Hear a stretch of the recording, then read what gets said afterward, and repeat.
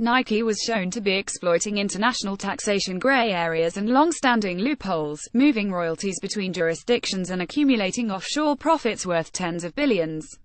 One analysis found the company's global tax rate had fallen from 34.9% a decade ago, to just 13.2% in 2016. Growing anger at tax avoidance has made the issue a political battleground for the coalition and Labour, with both sides fighting for credit over efforts to claw back much-needed revenue.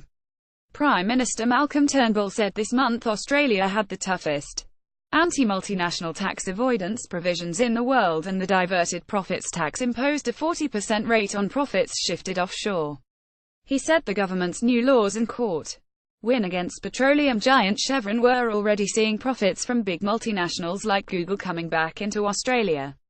The government wants lower corporate taxes, but the rates currently required should be paid fully. On Friday, Fenner MP Andrew Leigh warned big miners and gas explorers they would lose trust with Australians over billions in tax avoidance.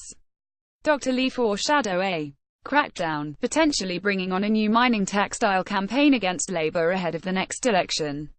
In a speech to the Australian Petroleum Production and Exploration Association conference, Labour's shadow Assistant Treasurer said a bill shortened government would force companies to report specific tax haven exposure to shareholders, compel corporations to state their primary country location for tax purposes, and work to strengthen the Australian Tax Office.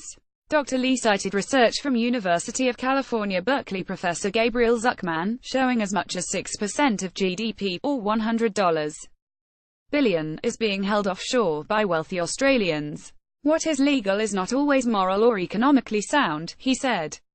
Bad apples can spoil the whole barrel. For voters and consumers, information contained in the research and leaks like the Paradise Papers must be a wake-up call. We are being taken for a ride by powerful advertising from companies who rig their affairs for greedy shareholders.